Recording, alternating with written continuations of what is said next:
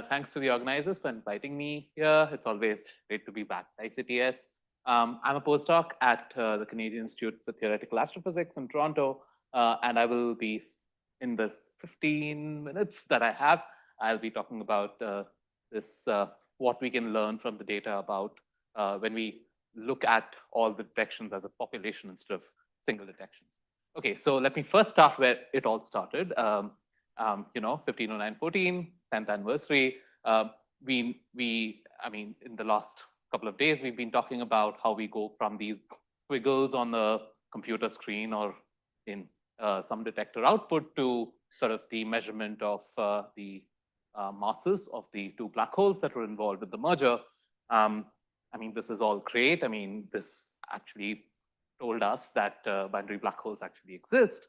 But just in about 10 years, we have about 200 events that have been announced already by the LIGO-Virgo-Kagra collaboration, and many more to follow because the observing run is still on. I always am very fascinated when I look at this plot, because when I started my PhD, there were like 10 dots on this curve, and now there are 200, which is really great. But that also means that instead of sort of stressing about just the population, the properties of single events, we should also start interpreting all these events as a population instead of just single events. But now you might ask, why do we want to look at the population level properties? The simple answer, and I hope sort of also convinced you of this, is that the population level properties actually do encode astrophysics. So what I'm showing here is the so-called initial mass, final mass relation for a star that hopefully collapses to a black hole. So as you can see, I mean, from about 20 solar masses at birth to about 130 solar masses at birth, there's some sort of roughly monotonic relation between the black hole mass and the sort of birth mass of the star. But at some point, this thing called the pulsational or the pair instability supernova kicks in. Cole mentioned this a bit in his talk as well. And what essentially happens is that your temperature inside the star really increases to such a point that you have the spontaneous electron-positron pair production, which basically makes the star collapse even more, increasing the temperature even more, and then leading to a runaway sort of explosion which does not leave behind any companion. So basically, all of a sudden, you keep ramping up your black hole mass to about 70 solar masses, and then you go to a 0 solar mass black hole when you really increase the mass of your birth mass of your star. And so this will be, I mean, if this mechanism really exists, it will be imprinted on a population as like some kind of sharp cutoff in the data, right? So that's one motivation to look at population properties. The second motivation is, I mean, for instance, if you look at this whole two broad formation channels of isolated formation and dynamical formation, basically stars that were born together, die together, and do not interact with anything else, versus stars or black holes that are born in a crowd and interact with many members of the crowd. In this isolated formation scenarios, you'd expect the spins of the black holes to be aligned with their orbital axis, whereas in dynamical formation, because they're just randomly being captured, you could have these misaligned spins, right? And so when you look at the population level properties of, say, a mixture of these things, you would see roughly a population of things that is aligned, and then a population of things which is just has random orientations. Again, we need population properties to really disentangle this. Great, so then we have an inference problem at our hands, right?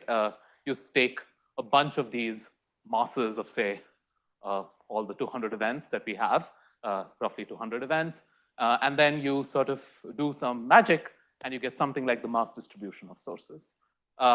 This is, I know there was questions asked about this yesterday. This is the mass distribution of sources, which is intrinsic to the universe. So, we can correct for selection effects, and we have done this. This is from the paper, the population properties paper from the LIGO-Virgo-Kagra collaboration that came out a few months ago, and had the privilege of leading this paper. And as you see a lot of black holes at about 10 solar masses, a few black holes, a slight overdensity, about 35, and black holes all over the place. I'll talk more about this in a couple of slides as well. But as I mentioned, selection effects are really important. What we do see in our detectors is a biased version of the underlying population. The simple reason for that is that the gravitational wave amplitude goes something like chirp mass to the 5/6 over dl. So it's easier to detect more massive objects. It's easier to detect objects that are close by. So we do preferentially detect those. So if you squint into this plot, you'll see that most of the black holes that we've detected maybe are about 20 to 30 solar masses. But that's not the intrinsic population because we suffer from these selection effects. Fortunately, we hope that binary black holes are described very well by vacuum GR. We hope that the noise properties of detector are understood really well. And so we can completely model the selection effects and take our detected population and correct for selection effects and get the intrinsic population that I showed you on the previous slide. Okay, so then the next step is to say, okay, what is the model that I want to fit to the data? And this is more or less a guessing game, right? So simplest model, we know that the population of stars in the universe follows roughly a power law. The mass distribution of stars is just roughly a power law with an exponent of 2.3. So it's m to the minus 2.3. So it's a decreasing power law. And so we might expect, okay, maybe black holes also follow some kind of power law. And so let's take all the black holes that we observe and fit a power law to the black holes, right? And so this is what was done, like one of the early versions of the population analysis done by the LIGO-Virgo-Kagra collaboration.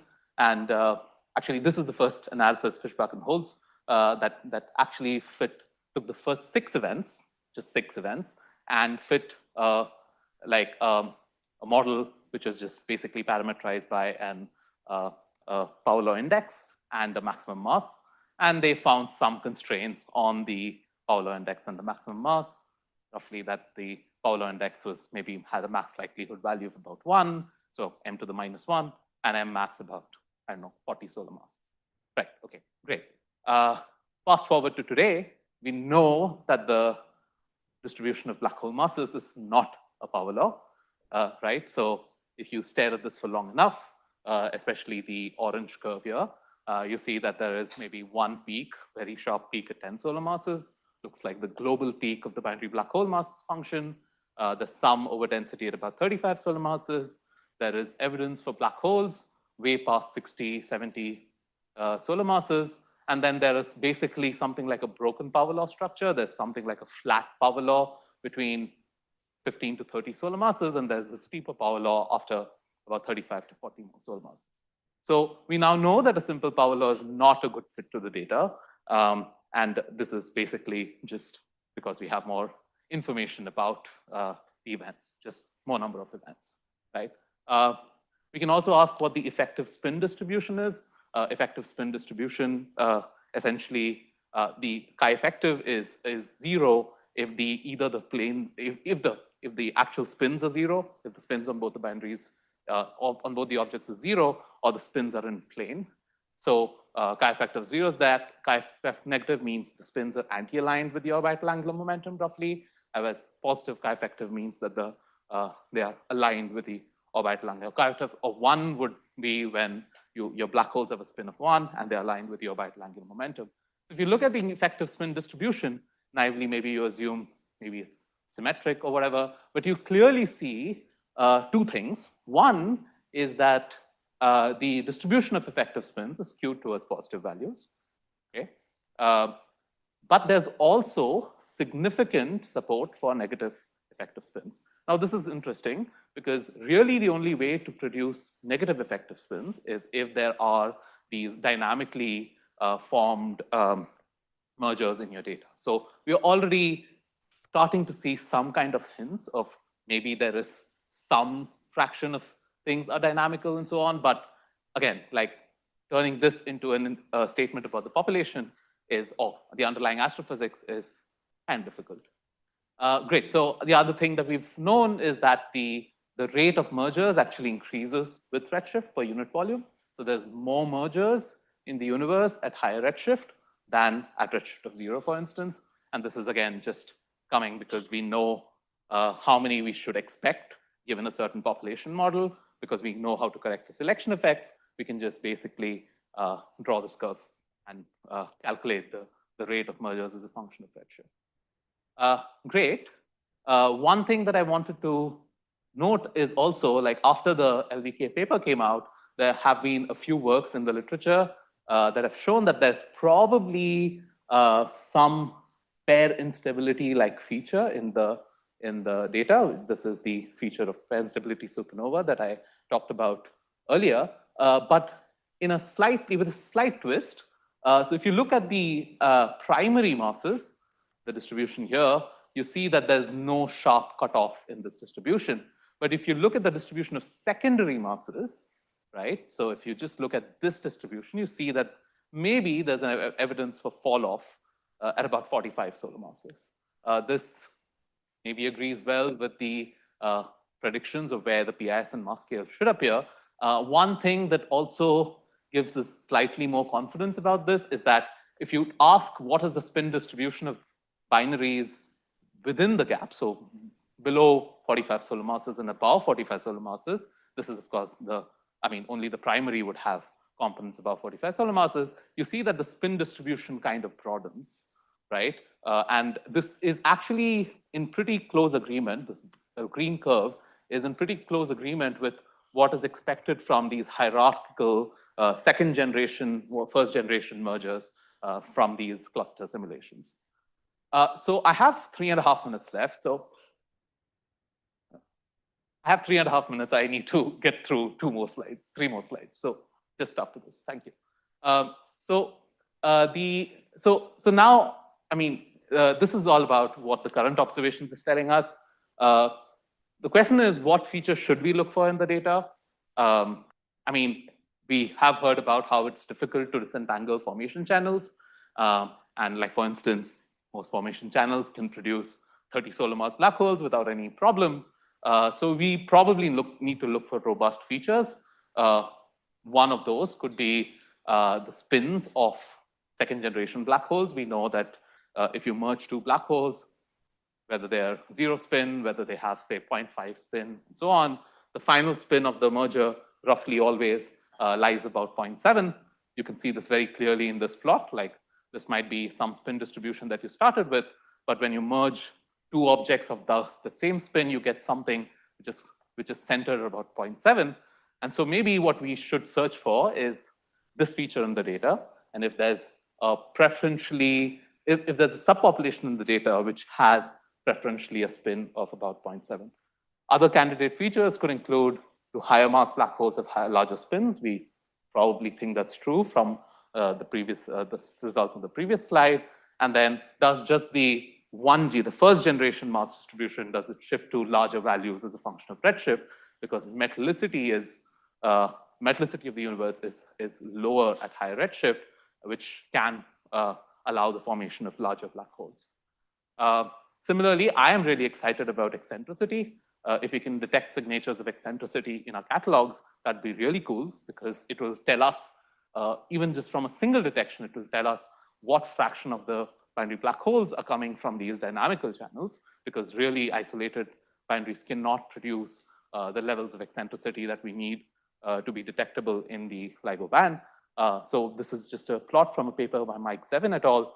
In 2020, where basically what they did is a forecast study about if you had an n number of observations, this is total number of observations. So at some point, so maybe we are about here, seeing an eccentric events is you see 0 eccentric events, you can constrain or you can put upper limits on what the fraction of binary black holes from clusters is. If you start seeing 1, you can put some bounds and so on.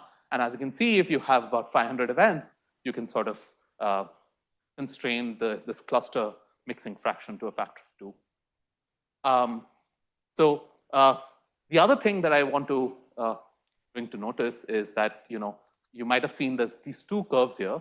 One is this orange curve, which is just this, we assume a form for the distribution, which is like a power law plus 2 peaks and 2 power laws and 2 peaks and try to fit it.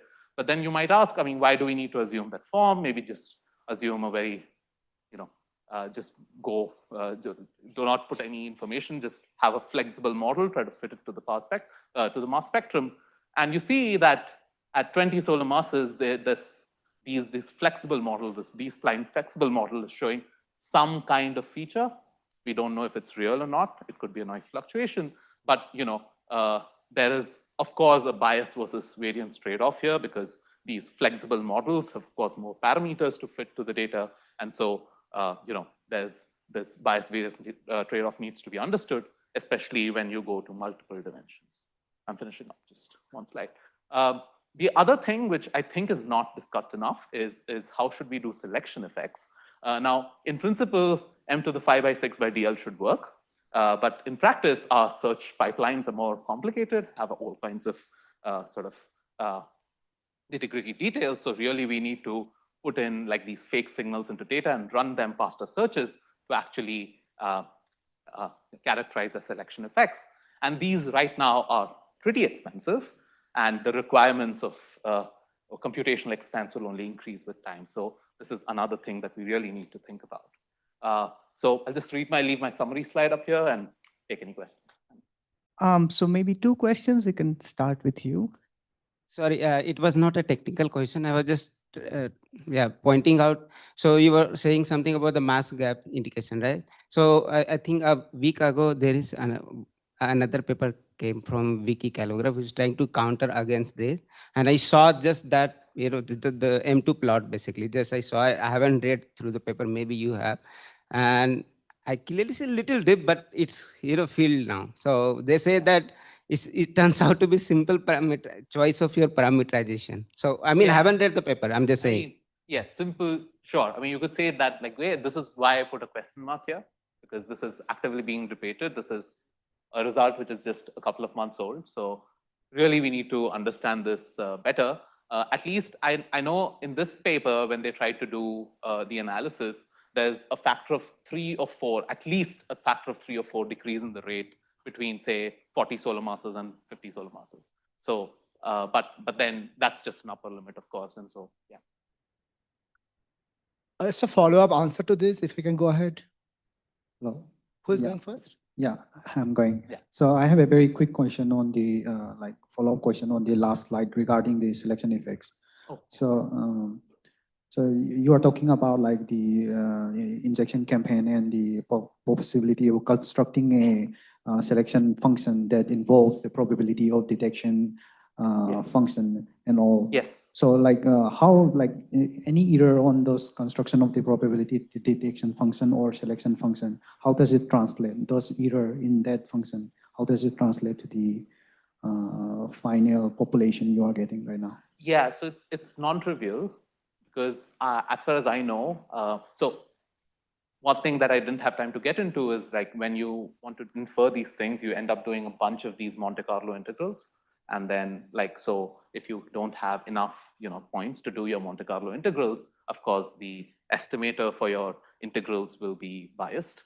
As far as I know, there is no simple way to see how the bias in the estimator of the Monte Carlo integral translates into error or bias in the population parameters. There's probably a very nice Fisher information-based framework that can be developed for that, but it's non-trivial. So what we do is we say, in our analysis, we sort of put this threshold that, okay, maybe there's some effective number of samples that we require that these integrals converge to.